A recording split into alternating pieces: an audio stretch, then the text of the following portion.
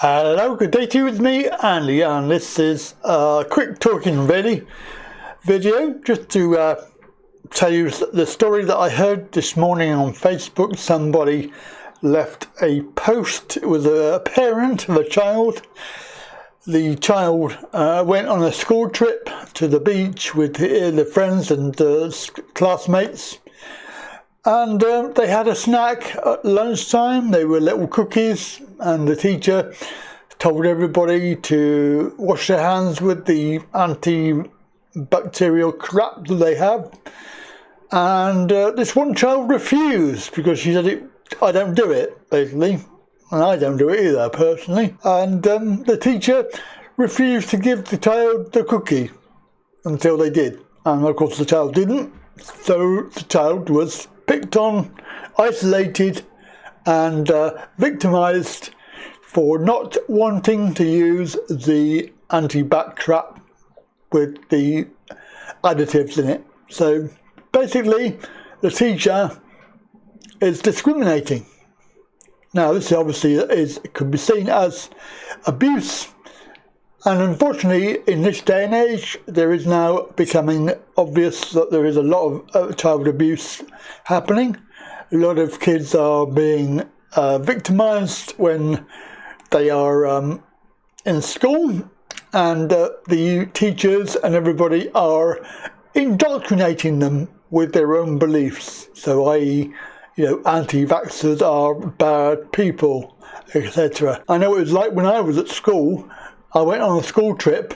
I was about 14 years old. We went down to Cornwall for a week, and we went to this outward bound centre. I was with my classmates, and I was told by a teacher in our current lesson to go next door, go into a drawer and get some pens. I naturally obliged. I went next door. There was a class there. They hadn't started the class, and obviously another teacher, a male teacher.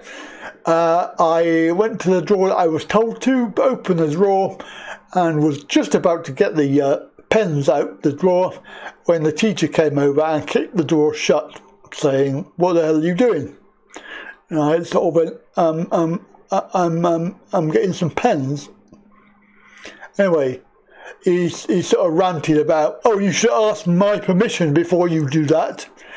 And I went, I've been told to, yes. And if I had any sort of, confidence in myself, being able to stand up to a teacher who was just nearly taking my fingers off, because I had my fingers almost in the drawer when they kicked the drawer shut. Me being me at the time, age 14, I wasn't that confident. Of course, I didn't say anything to anybody about it, but I've always remembered that.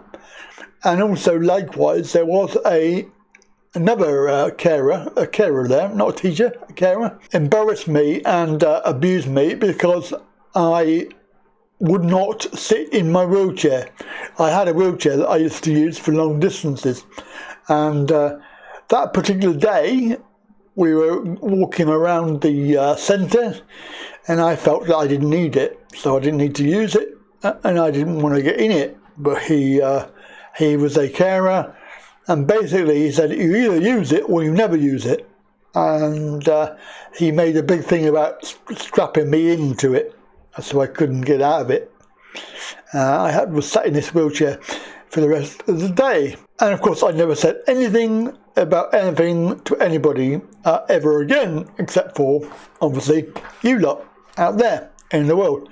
So as a young person with a disability especially, you tend to get abused by actions that are against your will, and for those confident enough to speak up, it's easy, but for those with less confidence, it is actually quite frightening. The outcome of that story with the wheelchair was that I actually sat down and I wrote a handwritten letter. If you know anything about me, then you'll know that my writing is terrible. I cannot even read it sometimes, but in younger days my writing was appalling. I wrote a letter to my mum and dad saying, get me the hell out of here because I don't like it anymore. And they came down. The sad fact was I could not explain to anybody why I wanted to leave, just that I wanted to leave, and I left. Basically, they took me home because all my friends didn't know what was going on. They didn't understand, and I never told anybody about it. That was the real reason, was that I was bullied by a carer. Anyway, so tell me your stories of abuse and any other stories that you have. Of course, comment below, and of course I will come back with another video very soon. Bye for now.